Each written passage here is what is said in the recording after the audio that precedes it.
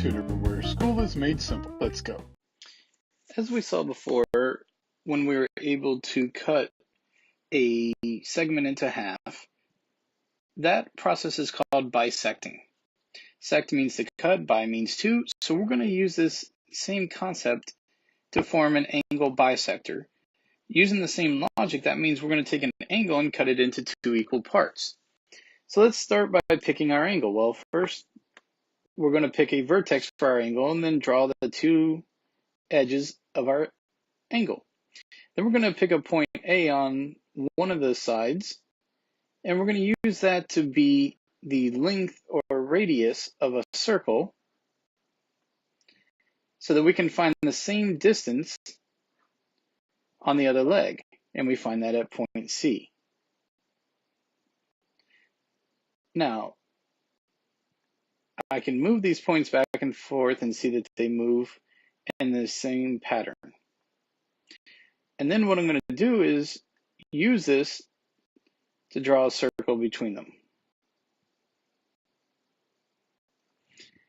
Now, I want to connect points A and C in a segment.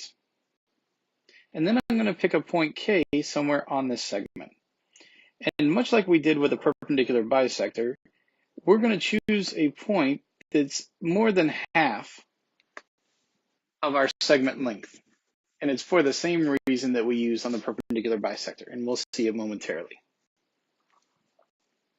And then I'm going to use this point to serve as the radius for a new set of circles, first starting with the center at C and then with the center at A. And as you'll see as a common theme, we're going to look at the intersection of these two circles, and we see one point here, one point here. And we're going to connect one of these 2 points with the vertex of my angle.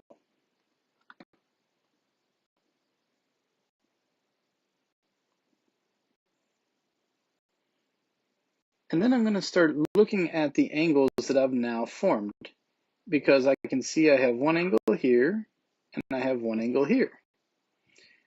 So let's take a look at this.